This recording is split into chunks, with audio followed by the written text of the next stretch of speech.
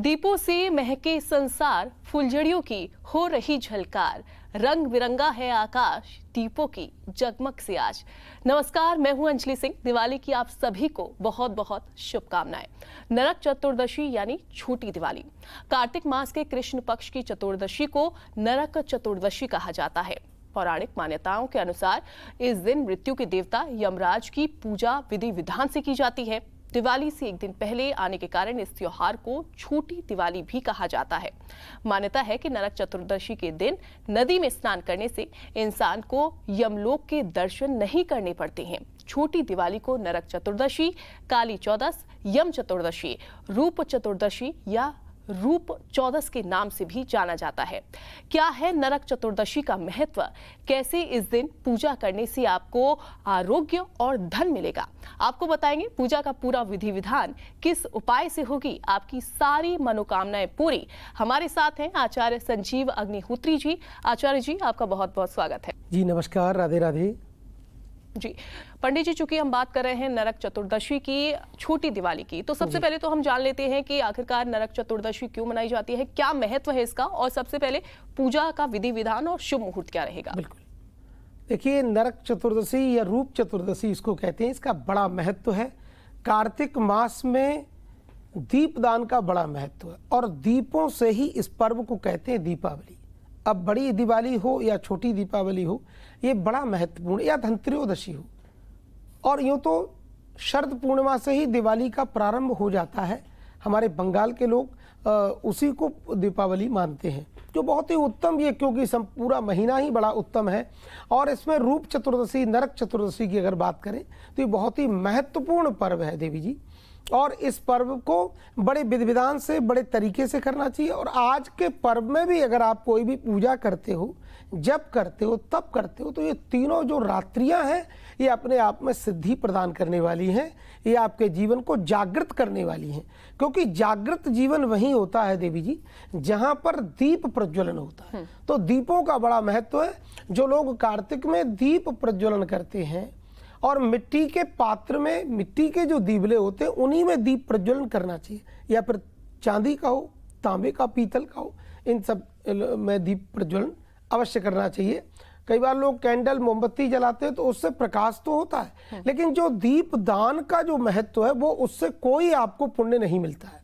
रोशनी हो सकती है, पर दीप को, जो दीप जलाते हो, उस दीप को जलाने से उसका जो पुण्य मिलता है आपको, जैसे देसी घी का है, गऊ का शुद्ध देसी घी का घी दीप जलाते हो तो उसका महत्व तो कई हजार गुना है। और आप तिल के तेल से भी दीप दान कर सकते हो, सरसों का जो तेल है उससे भी आप दीप दान कर सकते हो। इन सभी दीप दानों से आपको अक्षय पुण्य की प्राप्ति होती है। तो मोमबत्ती जलाने से कोई पुण्य की प्राप्ति नहीं होती है, प्रकाश हो सकता है।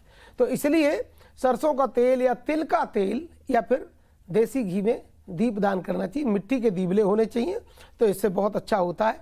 और ये पर्व जो है आपको रूप प्रदान करने वाला है।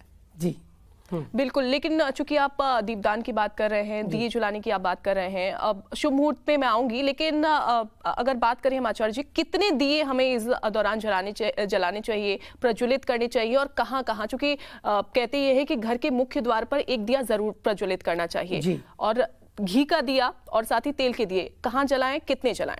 जी देखिए, घर में अब कई बार घर बहुत बड़ा है तो बहुत सारे दीपदान हो सकते हैं, और छोटे में भी बहुत सारे हो सकते हैं। तो उसकी संख्या का कोई ऐसा वर्णन नहीं, लेकिन फिर भी कम से कम 11 है, 21 है, 51 है, जितना भी हो जाए, तो जितना दीपदान होगा उतना ही महत्वपूर्ण होगा। पर आज के दीपदान की महिमा कुछ दूसरी भी है, और इसमें यमराज की पूजा होती है, दोनों बेला मिले सायंकाल में होती है। और यमदीप जो है तेल का ही जलना चाहिए, सरसों के तेल का, और चौमुहा दीपक भी जलना चाहिए, जो चार तरफ उसकी चार बत्तियां जो निकलती हैं। ये पूजा घर में जलाएं या फिर मुख्य द्वार पर? मुख्य द्वार के आसपास, अगर ये दक्षिण दिशा की ओर जलाएं तो और ज्यादा अच्छा है, क्योंकि यमराज की जो दिशा है वो दक्षिण दिशा ही प्रशस्त मानी जाती है और उनकी होती है। तो वहां दीपदान करके वो जो 14 जो उनके जो अनुचर सहित जो यमराज हैं, जैसे यमाय नमः, धर्मराजाय नमः, मृत्युवे नमः, अंतकाय नमः, वैवस्वताय नमः, कालाय नमः, सर्वभूतक्षयाय नमः, आदि आदि ये जो 14 यम है, इनका नाम लेने से और इनका पूजा करने से आपको अक्षय पुण्य की प्राप्ति होती है, और ये आपको बहुत पुण्य प्रदान करते हैं। जय माँ। बिल्कुल बहुत सुंदर आचार्य जी। और साथ ही ये भी बता दीजिए कितनी मालाएं जप करनी है, सुबह करें या शाम को करें, और ये भी मैं चाहूंगी कि आप थोड़ा सा क्लियर कर दीजिए। और शुभ मुहूर्त क्या रहेगा इस बार, ये भी हमारे दर्शकों को आप बताइए। जी बिल्कुल, बहुत अच्छी बात आपने पूछी है। देखिए, पवित्र अवस्था में स्नान ध्यान करके जब भी आप पवित्र हो, चाहे सुबह चाहे शाम को, जब भी समय मिले, क्योंकि आज के समय में सबका जीवन बड़ा व्यस्ततम हो गया है, तो व्यस्त जीवन में जब समय मिले, अगर रात्रि में आपके पास समय तो रात्रि में आप जब करें तो इससे आपको अक्षय पुण्य की प्राप्ति होगी, बहुत दिव्य होगा। कम से कम इसकी अगर बहुत जल्दी असर चाहिए तो भाई 11 माला करें। सबसे पहले 1 माला कर सकते हैं 1 करें, 2 कर सकते हैं तो 2 करें, 3 कर सकते हैं 3 करें, 5 कर सकते हैं 5, 7 कर सकते हैं 7, नहीं तो 11 माला करें, 21 माला, जितनी भी हो जाए आपसे, तो जितनी जल्दी आपको उसका फल चाहिए। पर आसन पर बैठकर गुरुदेव का, गणेश जी का ध्यान करके, माँ भगवती का ध्यान करके और इस मंत्र का जप करें। कभी भी जिस मंत्र को जपते हैं उसको कहीं भी आप शेयर न करें, क्योंकि ये अधिकार हम लोगों को दिया है गुरुजनों ने, तो इसलिए। और अगर आप किसी को शेयर करते हो तो उसका पुण्य जो है आपका बढ़ जाता है, वो पुण्य आपके पास नहीं रहता। इसमें कारण ये और कोई कारण नहीं है, तो ध्यान रहे। इसकी जितनी भी माला अधिक से अधिक कर सकते हो, अधिकस्य अधिकम फलम, जितनी ज्यादा माला करोगे उतना ज्यादा आपको पुण्य फल आपको प्राप्त होगा, और माँ बहुत जल्दी प्रसन्न होकर आप लोगों को फल प्रदान करती है जी। और इसका समय पूजा का, एक तो प्रदोष वेला से बढ़कर कोई समय नहीं है। प्रातः काल भी पूजा कर सकते हो, भगवान गणेश जी की पूजा है, लक्ष्मी जी की पूजा है, क्योंकि माँ लक्ष्मी की पूजन, लक्ष्मी का पूजन, गणेश जी का, कुबेर भंडारी का, रिद्धि सिद्धि का पूजन, शुभ लाभ का पूजन करें, ताकि आपके घर में अक्षय लक्ष्मी का भंडार हो। लक्ष्मी कुबेर भंडारी सब साथ में रहे, इनका परिकर है। तो अगर ऐसा करते हो आप सुबह प्रातः काल उठ के स्नान आदि से निवृत्त होकर, तो आपके घर में बहुत ही उत्तम पुण्य फल की प्राप्ति होगी। और शाम को यमदीप दान जरूर करें। और एक बहुत बड़ी आपको बात कह देता हूं, आज का जो पर्व है, ये पर्व है तैलाभ्यंग का। तैलाभ्यंग कहते हैं तेल मर्दन। सरसों का तेल आप अपनी बॉडी में जरूर लगाएं, और अगर आप सरसों का तेल आज के दिन लगा के दिव्य स्नान करते हो तो आपको अनंत अखंड सौंदर्य की प्राप्ति और बल की प्राप्ति होगी। आपके अंदर स्टेमिना बढ़ेगा, आपके अंदर ऊर्जा बढ़ेगी, आपके अंदर ओज बढ़ेगा, तेज बढ़ेगा। ये आपके चैनल के माध्यम से हम सबको बता देना चाहते हैं। तो इस चीज़ का बहुत ध्यान रखें। सरसों के तेल की मालिश और उसके बाद स्नान जरूर करना चाहिए, क्योंकि शास्त्र कहता है तैलाभ्यंगई चिताधूरई मैथुने क्षौर कर्मणि यावत भवति चांडालो तावत स्नानमाचरे।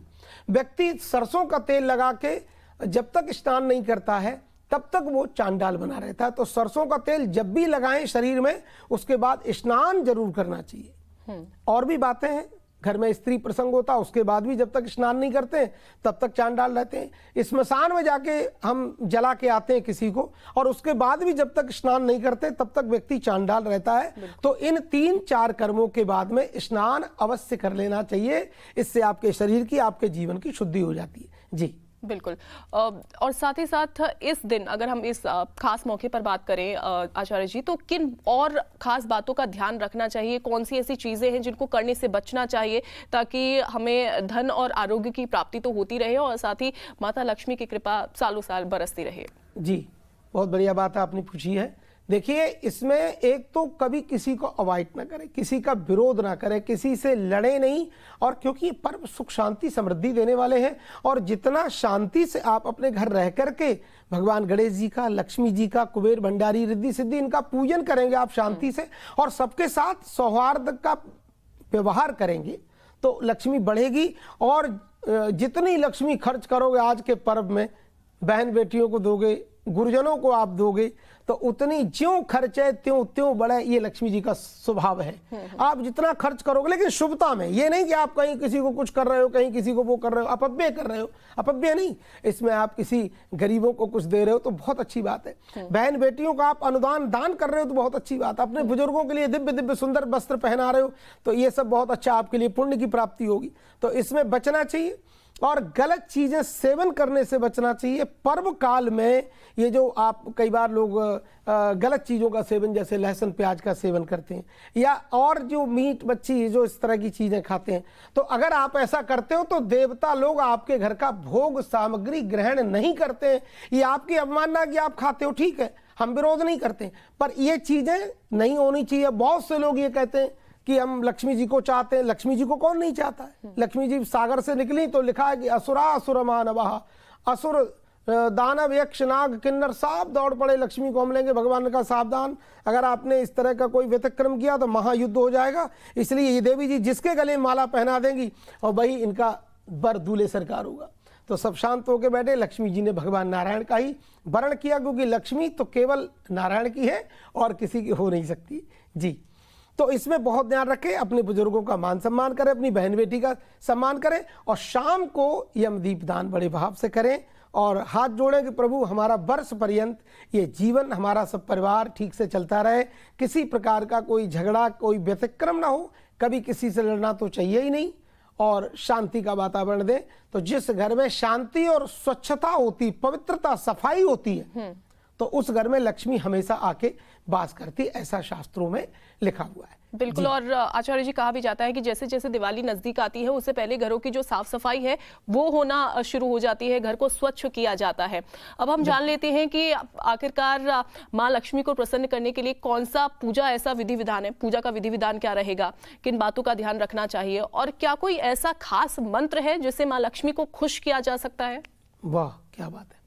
देखिए, सबसे पहले शुद्ध पवित्र होकर के अपनी चौकी पर ठाकुर जी को, लक्ष्मी गणेश कुबेर भंडारी सबको विराजमान करें। कलश भी हो, सूर्यादि नवग्रहों का भी ध्यान करें और अपने कुलदेवी देवताओं का भी ध्यान करें, अपने जो पितृगण हैं, क्योंकि देखो पितरों की कृपा से ही हमको सब कुछ उत्तम यश मान प्रतिष्ठा की प्राप्ति होती है। तो सबसे पहले इन सबका भाव से पूजन करें और इसके बाद गणेश जी की भी एक माला करें। गंग गणपतये नमः, ये गणेश जी का मंत्र है। और लक्ष्मी जी का मंत्र हम आपको बता देते हैं। बड़े मंत्र तो चलो हम नहीं बताते क्योंकि आप लोग कर नहीं पाओगे। तो एक मंत्र लक्ष्मी का है, श्रीम नमः, ये सबसे लघु छोटा मंत्र है। इसका जाप करिए आप। कमल गट्टा की माला से अगर आप जाप करते हैं तो लक्ष्मी जी की बड़ी महती कृपा आपको जल्दी प्राप्त हो जाती है। और लाल आसन पर बैठ के करें, लाल पुष्प चढ़ाएं। लाल पुष्प में गुलाब है और सबसे प्रिय लगने वाला माँ लक्ष्मी मैया को कमल दल है। तो क्योंकि लक्ष्मी जी का नाम ही कमला है, बिल्कुल, तो क्योंकि कमल से ही प्रकट हुई है इसलिए इनका नाम है कमला। तो श्री लक्ष्मी धृत्र मेधा स्वाहा प्रज्ञाम सरस्वती मांगल्येषु प्रपूज्यन्ते सप्तैताम घृतमातरः, ये सप्त घृतमातृका लक्ष्मी मैया का दिव्य स्वरूप है और इनका पूजन करें, इनको वस्त्र आदि चढ़ाएं, इनका मंत्र भी जप करें। श्रीम श्रियै नमः, इस मंत्र का जाप करें तो लक्ष्मी जी के कमल गट्टा की माला से अगर आप जाप करते हैं तो आपको बहुत ही दिव्य होकर लक्ष्मी जी प्रसन्न होती हैं। और रात्रि में सोना नहीं चाहिए, चाहे छोटी दिवाली हो चाहे बड़ी दिवाली हो, क्योंकि रात्रिम जागरणम तदा, अगर आप रात्रि में जागरण करते हैं और यही मंत्र का जप करते हैं, लक्ष्मी जी का स्तोत्र पाठ करते हैं, हिरण्यवर्णाम हरिणीम सुवर्ण रजत सृजाम चंद्राम हिरण्मयीम लक्ष्मीम जात वेदो मावह, इस तरह के जो श्री सूक्त है, जो ऋग्वेदोक्त है, अगर आप इसका जाप और पाठ करते हैं तो आपके घर में अक्षय लक्ष्मी का भंडार भरेगा। और याद करोगे आपकी पंडित जी ने कोई बात कही तो बहुत धन्यवाद, बहुत सुंदर आपने बातें पूछी। बिल्कुल। एक और चीज यहाँ पर क्लियर दर्शकों के लिए कि अगर उनके घर में कमल गट्टा की माला नहीं है, जो कि अक्सर हमने देखा तुलसी की माला सभी के घर में होती है या फिर रुद्राक्ष की माला रहती है, तो इन दोनों माला में से कौन सी माला का चयन करें?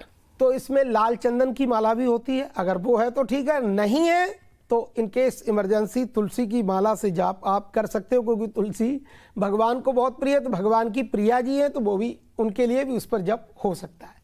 पहले रुद्राक्ष की माला से लक्ष्मी जी का जाप नहीं होता है और रुद्राक्ष की माला से भगवान शंकर का होता है, गणेश जी का जप हो सकता है, कार्तिकेय जी का हो सकता है, माँ गौरी पार्वती जी का हो सकता है, माँ दुर्गा जी का हो सकता है। तो ये चीज़ों का ध्यान रखें। और कृष्ण, राम, विष्णु जी, जगन्नाथ जी, बराह भगवान, नृसिंह भगवान, ये सब शालिग्राम जी या जो भी, इनका सबका तुलसी की जप माला से जाप होना चाहिए।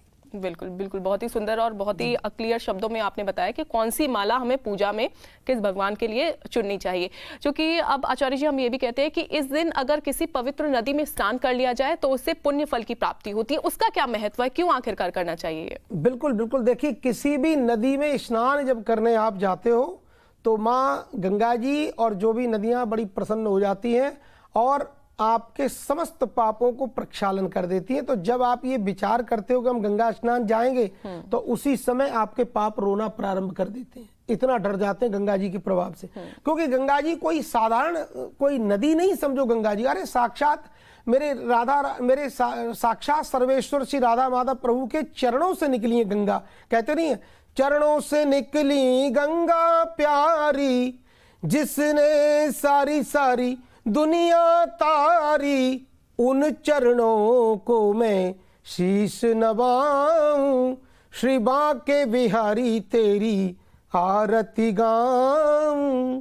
तो इस तरह भगवान के चरणों से गंगा जी निकली है, तो उस गंगा जी में, उस गोविंद के चरणोदक में आप स्नान करते हो तो आपका जीवन तो वैसे ही शुद्ध और पवित्र हो जाएगा, आनंदित हो जाएगा, आपका और रूप स्वरूप बढ़ेगा और आपके अंदर दिव्यता, तेज, यश, मान, प्रतिष्ठा की आपको प्राप्ति होगी। बिल्कुल। तो इस तरह से बिल्कुल, तो यानी कि नदी स्नान कर लेना चाहिए, लेकिन अगर बहुत दूर रह रहे हैं, नहीं जा पाती हैं, तो स्नान के समय गंगा जल डालें तो इसका भी फल क्या उतना ही प्राप्त होगा? इसका भी देखो फल है, और इसके लिए बड़ी अच्छी बात आपने पूछी है।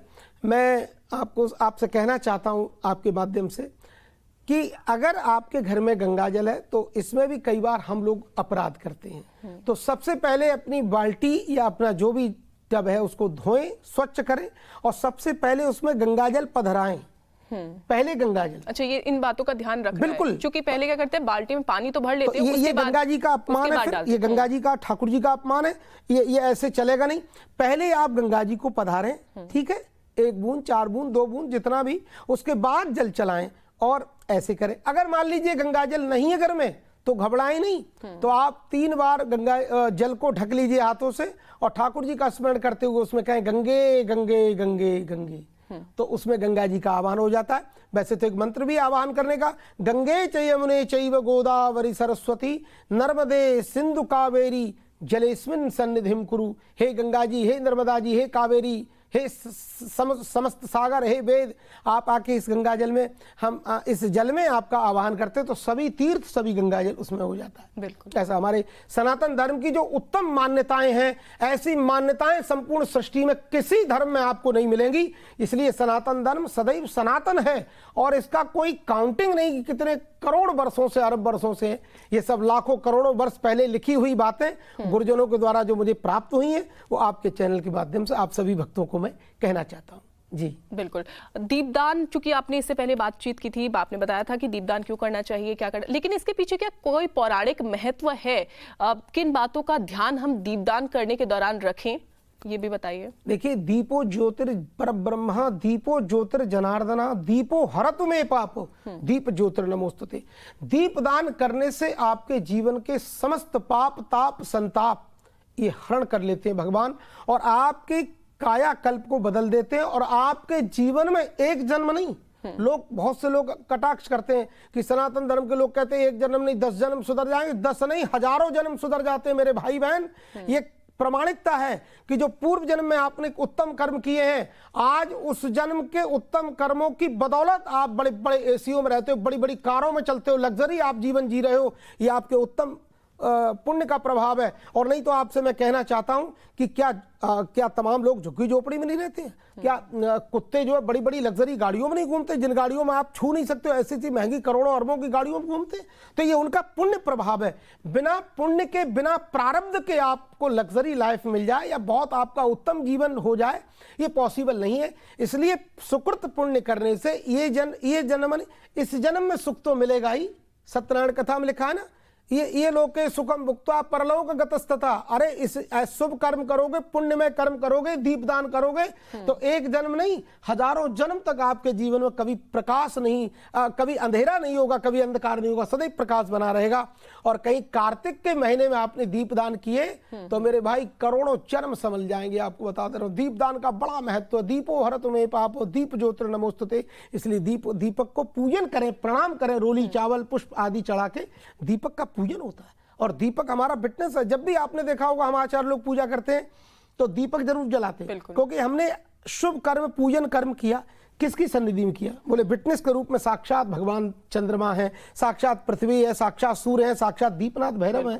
इनको दीपनाथ भैरव कहा जाता है दीपक को। तो इनका पूजन करने से हमें अक्षय पुण्य की प्राप्ति होती है। और इस तरह से पूजन करके और भगवान को जरूर उनकी शरण में जाना चाहिए, आपका कल्याण होगा। बिल्कुल। और आचार्य जी, दीपदान करने की सही विधि क्या है? कैसे दीपदान करें, किन बातों का ध्यान रखें उस दौरान अगर दीपदान आप कर रहे हैं तो? और पंचमुखी दिया जलाने से कितना लाभ मिलेगा उस दिन? देखिए, चतुर्मुखी दीप होता है, पंचमुखी नहीं होता है। चतुर्मुखी दीप दान करने से हमारे जो हमारे घर के जो संकट हैं वो जल्दी दूर होते हैं, क्योंकि चारों दिशाओं का वो प्रतीक हो गया ना। तो चारों दिशाओं में आपको जो है पूर्व पश्चिम उत्तर दक्षिण, ये चारों दिशाएं हैं, बड़ी दिशाएं हैं, और इन सारी दिशाओं के स्वामी प्रसन्न हो जाते हैं और चारों दिशाओं में हमारा कल्याण होता है, हमारे लिए अच्छा होता है, ये कारण है। तो बहुत उत्तमता से पवित्र अवस्था में दीपदान करें। दीपदान ऐसा नहीं कभी भी कर देंगे, तो स्नान से शुद्ध आदि होकर के और दीपदान करें, भगवान का स्मरण करते हुए करें, इससे आपको बहुत दिव्य पुण्य की प्राप्ति होती है। अच्छा, ये सुबह करना चाहिए या शाम को जब सूरज ढल जाए उसके बाद? दोनों समय दीपदान का महत्व है, दोनों समय करना चाहिए जी। बिल्कुल बिल्कुल। तो आचार्य जी, आपने बहुत ही सुंदर जानकारी और बहुत ही स्पष्ट शब्दों में बताया कि आखिरकार नरक चतुर्दशी का महत्व क्या है और साथ ही पूजा का सही विधि विधान क्या है, दीपदान क्यों करना चाहिए, और साथ ही जो खास तौर पर आपने बताया कि अगर आप बाहर नहीं जा पा रहे हैं नदी में स्नान करने के लिए, तो घर में कैसे आप इसका पुण्य फल प्राप्त कर सकते हैं। बहुत शुक्रिया आपका। धन्यवाद धन्यवाद। राधे राधे। बिल्कुल।